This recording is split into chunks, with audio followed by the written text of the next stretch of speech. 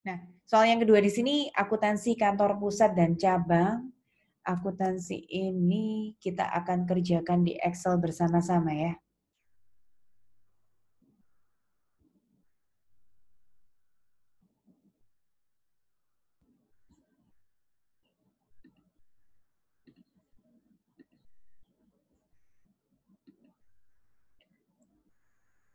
Untuk kantor pusat dan cabang ini, kalian harus mengingat-ingat ada dua cara.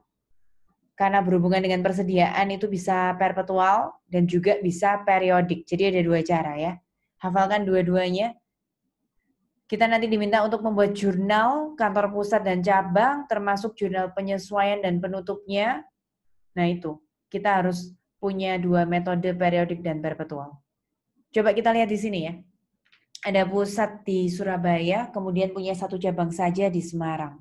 Jadi pusatnya yang di Surabaya, kemudian cabangnya yang ada di Semarang.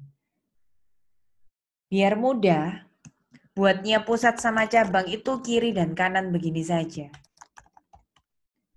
Jadi biar lebih gampang, pusat sama cabang itu kalian buat jadi kiri dan kanan seperti ini. Nah, coba kita lihat ya.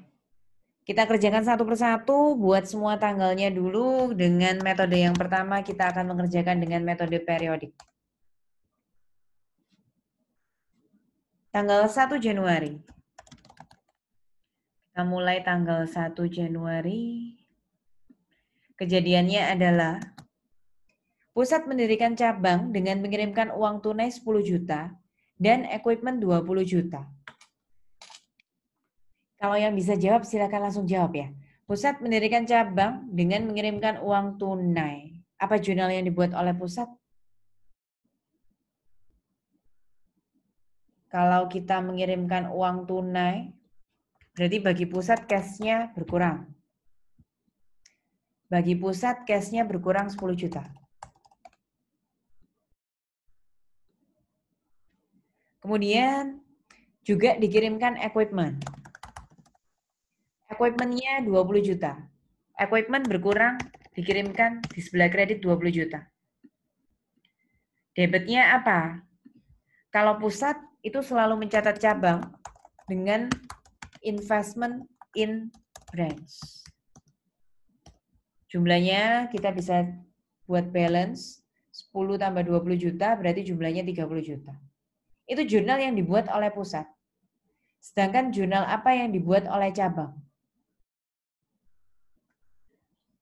Cabang itu ya cash-nya di debit, betul. Kemudian equipment-nya juga di debit. Nilainya 10 untuk cash, 20 juta untuk equipment. Kreditnya pusat akan dicatat dengan akun apa kalau di cabang? Home office. Home office. Home office itu nilainya harus selalu sama. Kalau kita buktikan di sini ya. Home office-nya itu harus balance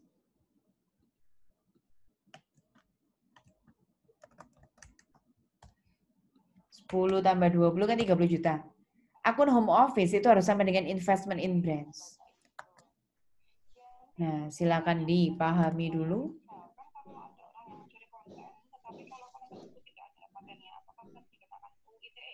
Jesslyn, tolong di-mute. Kemudian selanjutnya tanggal 2 Februari. Kita lihat tanggal 2 Februari ada kejadian apa.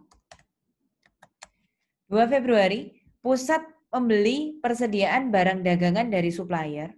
Cabang juga beli persediaan barang dagangan dari supplier.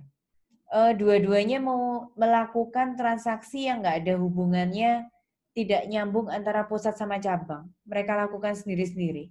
Kalau nggak ada transaksi nyambung antara mereka berdua, ya berarti nggak ada akun investment sama home office. Lakukan sendiri-sendiri. Pusat membeli persediaan barang dari supplier, karena ini periodik, periodik itu tidak boleh menyebutkan akun inventory. Sebut nama kejadiannya yaitu purchase.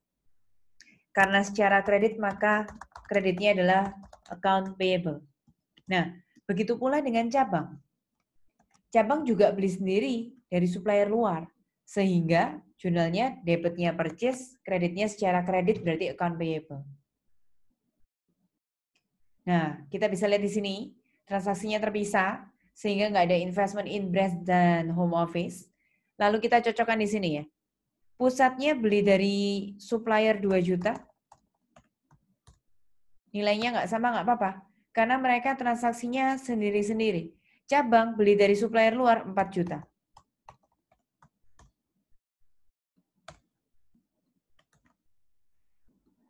Oke.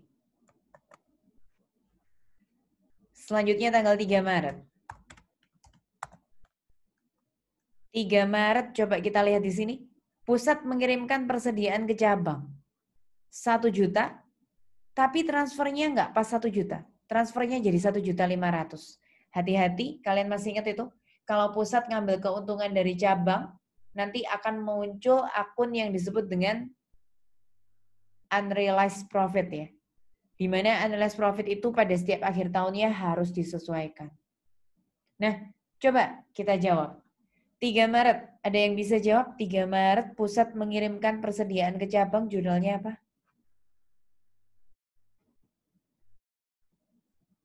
Kalau yang dikirimkan cash, kreditnya cash. Kalau yang dikirimkan equipment, kreditnya equipment. Nah, kalau yang dikirimkan adalah persediaan, apa loh kreditnya? Inventory. Inventory itu Trisha, itu kalau perpetual. Kalau bukan perpetual, Itu brand. pembelian ya nggak mungkin ngomong ini ceritanya mengirimkan persediaan ke cabang. Apa berarti? Shipment. COGS. Ada yang benar, tapi lebih banyak yang salah ya. Shipment to brands. Shipment to brands. Jadi kreditnya itu kalau misalnya perpetual, kreditnya adalah inventory. Inventory itu artinya persediaannya. Kalau misalnya periodik, periodik itu tidak boleh menyebutkan inventory. Ganti dengan nama kegiatannya. Kegiatannya itu pengiriman persediaan ke cabang. Bahasa Inggrisnya shipment to branch, pengiriman ke cabang. Kalau ada di antara kalian yang tadi jawab COGS, COGS itu nggak ada. COGS itu adanya saat penjualan ke orang luar. Lagi pula ini periodik ya. Periodik itu tidak pernah ada pengakuan COGS sebelum dia tutup buku. Terus kalau ada yang punya jawaban lain-lainnya lagi, tolong ya dipersamakan. Jawabannya itu hanya 2 kemungkinan. Kalau kalian kirim persediaan itu harusnya inventory.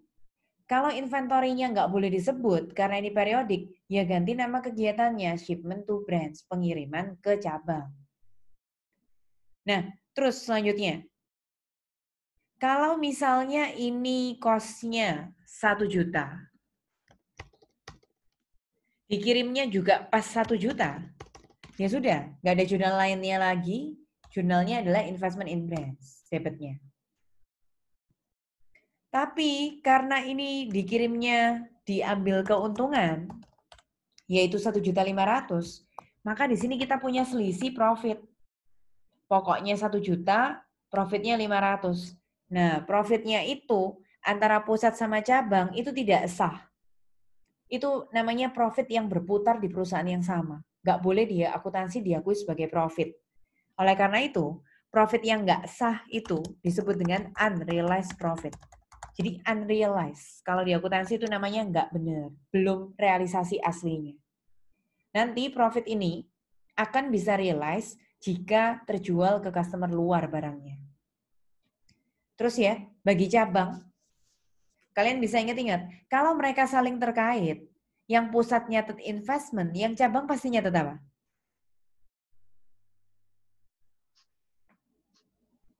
Kalau yang pusat pasti nyatet investment. From home.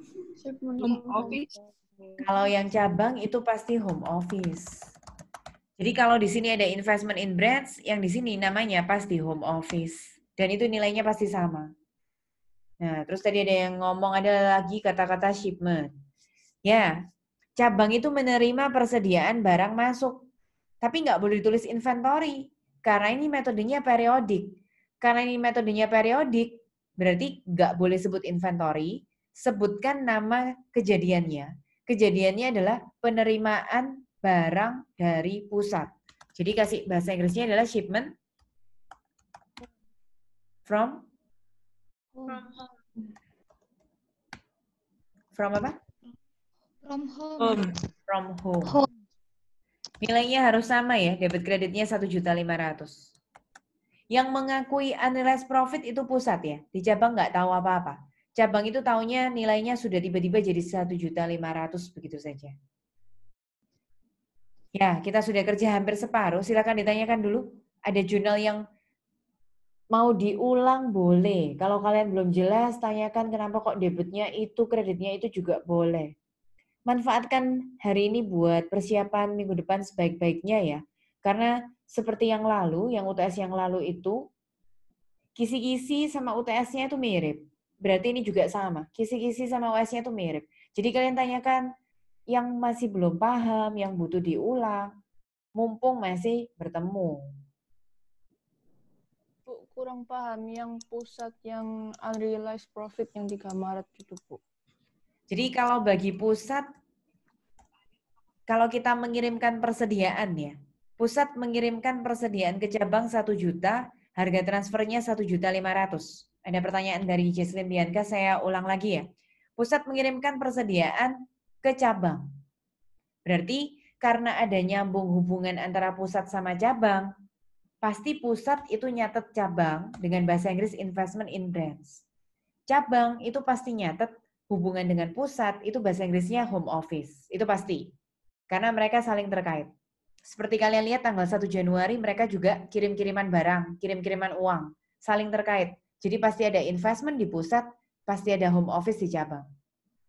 Tapi kalau transaksi nomor 2, kalian perhatikan, nggak ada investment, nggak ada home office. Berarti mereka itu transaksi terpisah sendiri-sendiri sama orang luar. Nah, itunya dipahamin dulu, Jess. Kemudian selanjutnya, karena 3 Maret ini saling terkait, yang di pusat sudah nyatet investment, yang di cabang sudah nyatet home office, beres. Langkah berikutnya, apa yang saling terkait itu apanya? 3 Maret di sini, yang saling terkait itu persediaan. Jadi pusat mengirimkan persediaan ke cabang.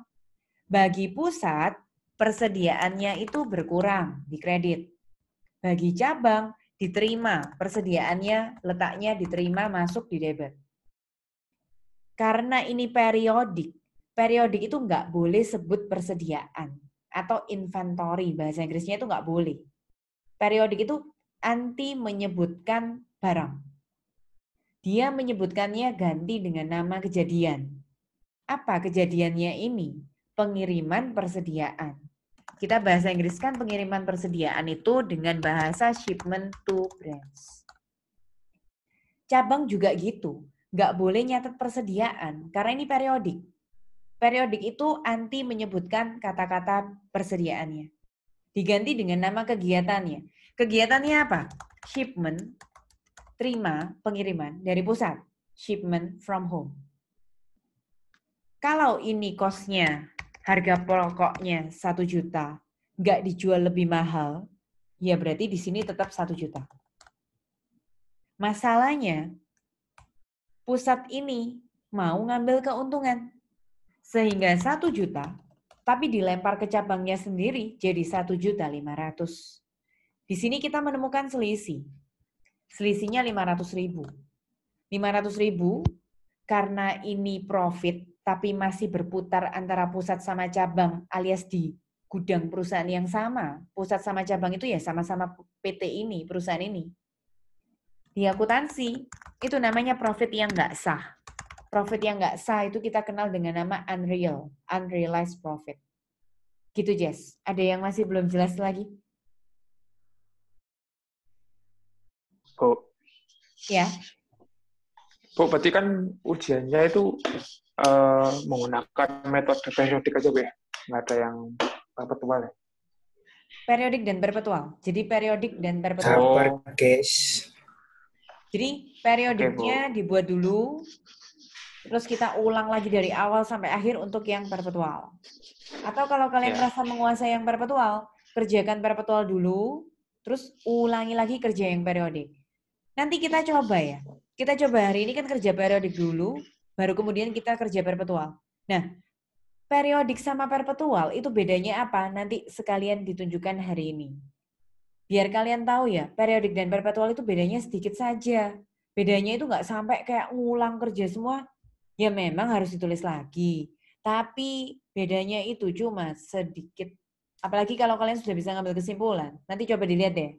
Setelah selesai dulu baru bisa kelihatan. Ada pertanyaan lagi?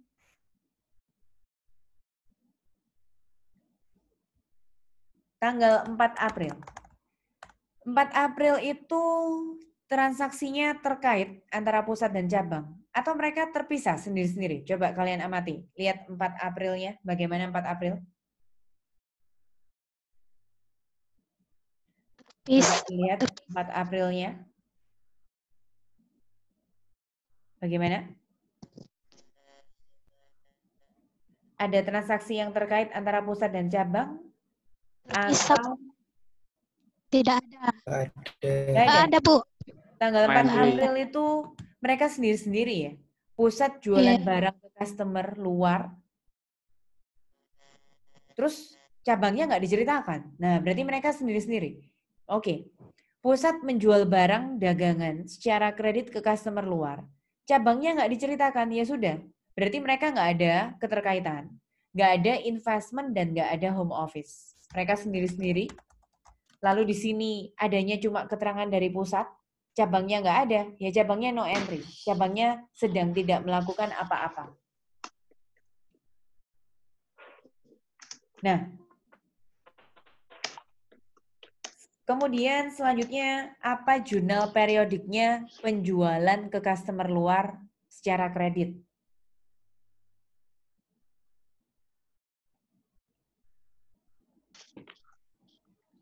Kalau jualan barang secara kredit itu muncul piutang.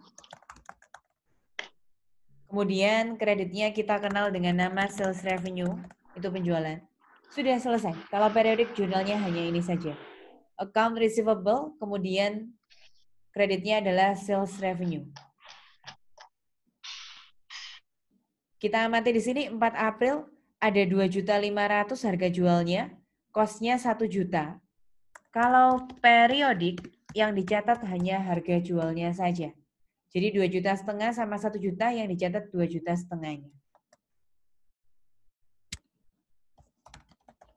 5 Mei, kalau kita amati, sama. Itu kejadiannya juga sendiri-sendiri. Nggak ada ceritanya cabang hubungan sama pusat. Sehingga tidak ada investment dan tidak ada home office. Karena tanggal 5 Mei ini ceritanya cuma tentang cabang, maka pusatnya gantian nggak melakukan apa-apa. No entry. Walaupun perusahaannya nggak punya jurnal, nggak buat jurnal apa-apa, kalian tetap harus tulis no entry ya. No entry itu mewakili kata-kata tidak ada jurnal. Beda dengan kalau dikosongi. Terus tanggal 5 Mei-nya.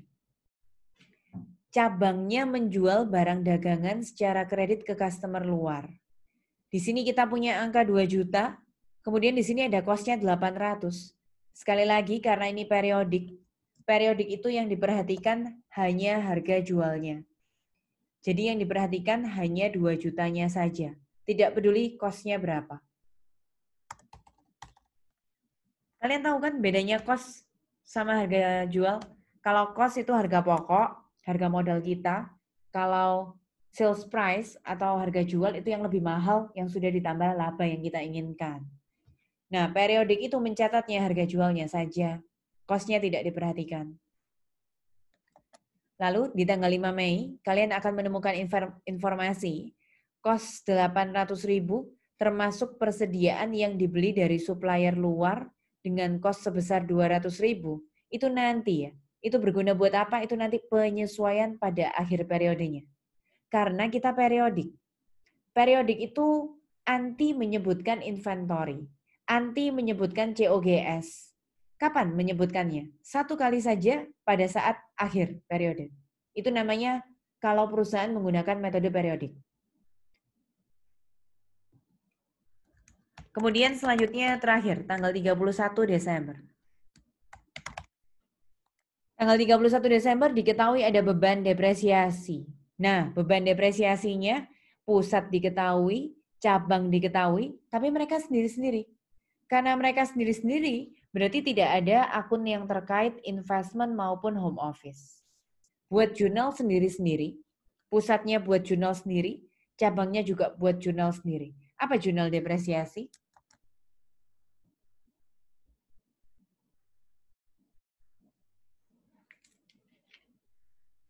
Beban penyusutan. Beban depresiasi. Beban depresiasi, kita bahasa Inggriskan depreciation expense, benar. Kreditnya apa? Akumulasi. Accumulation of Betul, depreciation. akumulasi. Accumulated depreciation, akumulasi penyusutan. Tidak perlu menghitung sendiri seperti yang tadi. Di sini sudah dihitungkan. Beban depresiasinya pusat 2 juta. Kemudian beban penyusutannya cabang adalah 1 juta. Oke. Kemudian 31 Desember, diketahui lagi satu hal, pada akhir tahun, kos di cabang berapa dan kos di pusat berapa ya. Nanti yang kalian perlu buat jurnalnya hanya yang cabang saja ya. Ketika diketahui tanggal 31 Desember ada kos persediaan itu, yang dibuat hanya cabang saja. Karena saya nggak minta yang pusat. Di sini saya hanya buat kos persediaan yang di cabang saja. Nah, kemudian bisa diamati lagi di sini apa yang harus dibuat tanggal 31 Desember. 31 Desember ini kalian harus membuat jurnal sekalian ya. Bikin jurnal penyesuaian sama bikin jurnal penutup. Ingat, ini adalah metode periodik. Tadi ciri-cirinya periodik itu apa? Periodik itu anti menyebutkan persediaan atau inventorinya. Periodik itu anti menyebutkan COGS-nya. Dia ganti-ganti dengan nama-nama kegiatannya. Sekali lagi yang dibuat jurnal penyesuaian hanya cabang saja. Kita akan membuat jurnal penyesuaian di sisi cabang. Ini kalau dulu waktu saya ngajarin kalian PowerPoint, ini ada yang saya kasih warna pink, warna hijau, warna kuning itu loh. Nah, jurnal penyesuaiannya mari kita lihat ya. Tadi akun-akun apa saja yang ada hubungannya dengan inventory atau persediaan. Coba kalian ingat-ingat, yang tadi kita mau nulis persediaan, nggak boleh diganti dengan nama kejadiannya. Mau nulis persediaan nggak boleh ganti nama dengan pengiriman. Nah, berarti apa saja akun-akun yang harusnya tadi itu persediaan, tapi kita males nyatet persediaan, terus kita ganti pakai nama lainnya. Itu yang sekarang harus kalian temukan. Apa saja? Shipment itu debit, sehingga kita lawan di sini saldonya pindah jadi di sebelah kredit. Shipment-nya 1.500.000 debit, pindahkan jadi di kredit. Betul. Apalagi yang ada hubungannya sama persediaan? Apa, Natalia? Purchase. Purchase. Mungkin. Purchase itu debit. Kita mau buang. Jadi purchase-nya kita pindah jadi di sebelah kredit. Jadi ya, kalau di nomor 1 di sini memang betul, nggak ada akun yang terkait. Karena nomor 1 itu kita bicara uang tunai sama equipment, peralatan. Jadi nggak ada hubungannya dengan persediaan. Di nomor 2 betul ada hubungannya dengan persediaan, sudah kalian temukan purchase-nya. Di nomor 3 ada hubungannya dengan persediaan lagi, sudah kalian temukan shipment-nya. Di nomor 4 tidak melakukan apa-apa. Di nomor 5 ada hubungannya lagi dengan penjualan, persediaan, alias penjualan barang dagangan itu tadi. Jadi berikutnya, yang akan kita sesuaikan juga adalah sales revenue-nya. Sales revenue itu kredit, jadi kita akan buat saldonya jadi 0, kita pindah jadi di sebelah debit ya. Jadi akun-akun apa saja yang harus kalian sesuaikan? Akun-akun yang harus disesuaikan adalah yang warna kuning, ini tadi ada hubungannya dengan persediaan. Sudah ditemukan shipment sama purchase. Kalau akun persediaannya sudah beres, sekarang kita mau tutup akun yang ada hubungannya dengan revenue dan expense. Revenue dan expense saya beri warna hijau di sini. Revenue dan expense. Revenue-nya kredit, ditutup jadi debit. Nah, terus lagi ada di sini expense-nya debit, ditutup jadi di sebelah kredit.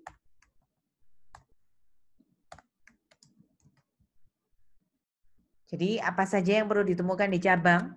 Yang kuning itu karena periodik. Pengganti kata-kata persediaan harus ditemukan. Yang hijau, revenue sama expense. Memang harus ditutup. Jadi jurnal penyesuaian di cabang ini sekaligus juga bisa disebut ya jurnal penutup, jurnal penyesuaian. Semuanya digabung jadi satu jurnal. Ada lagi yang warna kuning kalau kita baca PowerPoint. Ada hubungannya dengan persediaan ya. Mari kita ingat-ingat, kita harus ada merchandise, inventory, saldonya yang ending. Terus ada lagi di sebelah kredit, itu sebenarnya ada merchandise, inventory, yang saldonya senilai beginning. Beginning itu awal, ending itu akhir. Beginningnya kalau di soal nggak ada, anggap 0. Sekali lagi, kalau di soal nggak ada beginningnya, anggap saja 0. Nah, endingnya ada. Dari informasi 31 Desember yang bagian kedua, kos persediaan di cabang yang berasal dari supplier 3.800.000 dan kos persediaan yang di cabang dari pusat itu 900.000. Jadi total akhir tahun persediaan yang masih ada di cabang itu 3.800.000 sama 900. Isikan di sini 4.700.000. Dapat dari mana tadi? Ada 2 sumber ya. Ketika kita jadi cabang, berarti kita tuh punya 2 saldo akhir persediaan kita tuh ada 2 macam. Ada yang kita beli sendiri dari supplier sebesar 3.800.000 tadi. Ada yang kita terima kiriman dari pusat 900.000. Jadi kalau kita jadi cabang itu kan punya 2 sumber persediaan. Beli sendiri dari supplier sama diterima kiriman dari pusat. Yang beli sendiri dari supplier sisa 3.800.000, akhirnya yang dikirimin pusat akhirnya sisa 900.000. Sehingga kita jumlahkan 3.800.000 tambah 900 berarti 4.700.000. Sampai sini dulu, apakah ada pertanyaan? Yang warna kuning dan hijau ini. Langkah terakhir, kalian harus menemukan home office sebagai selisih jurnalnya. Kita lihat, debitnya kalau kita jumlah itu 6.700.000. Kreditnya kalau kita jumlah itu 6.500.000. Berarti kurang di debit atau kurang di kredit? Debitnya kalau dijumlah, kita lihat sumnya di sini 6.700.000. Kalau yang kredit dijumlah itu 6.500.000. Kredit. Berarti kan kurang di kredit. Iya, Bu. Pokoknya kurangnya di sebelah mana? 200. Kalian masukkan aja kurangnya itu kasih nama home office ya. Home office itu pokoknya buat selisihnya kurang di sebelah mana, kasih aja namanya home office. Ini diisi paling terakhir ya. Sesuaikan dengan selisihnya. Kalau home office-nya di kredit, itu artinya baik. Itu artinya cabang ini sedang mengalami keuntungan. Nah, cabang ini selanjutnya lapor ke pusat. Lapor ke pusat, pusatnya bikin jurnal penyesuaian. Investment in brands. Kreditnya brands income. Di slide kita yang lalu saya tulisnya brands income atau brands profit ya? Brands income atau brands profit ya? Income, Bu. Oh betul ya, berarti brands income. Boleh lah, pokoknya bahasa Inggrisnya itu artinya keuntungan cabang. Nah, kalau kalian menemukan home office-nya di kredit, itu artinya rugi. Home office-nya kalau ketemu di debit itu berarti rugi. Kalau rugi ini dibalik jurnalnya. Jadi brands loss to investment in brands. Jadi jangan bingung dengan kata-kata penyesuaian dan penutup ya. Ini kita langsung digabung jadi satu, penyesuaian dan penutupnya. Bu. Ya, silakan. Bu, kalau misalnya nggak ada selisih itu, Bu, bisa kan, Bu ya? Kalau nggak ada selisih bisa, itu namanya break even atau Ya. titik Berarti kan impal. nggak usah pakai home office ya, toh? Nggak usah. Kalau misalnya selisihnya kalian nggak usah. menemukan debit sama kreditnya sama, alias home office-nya 0, dia mau lapor ke pusat kan ya 0, alias nggak usah bikin Oh. bunga. Tapi Oke, yang Bu. warna hijau sama kuning tetap dibuat. Yang penyesuaian penutup Ya. tetap dibuat. Oke, makasih, Bu. Terus, ya. Terus kemudian ada pertanyaan lagi?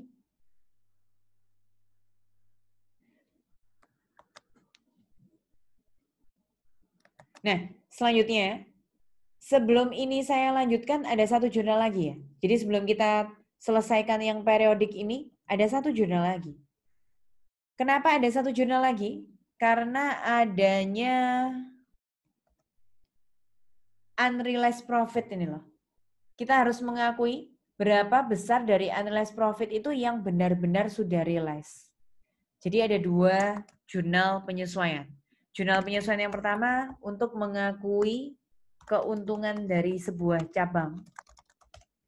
Jurnal yang kedua itu mengakui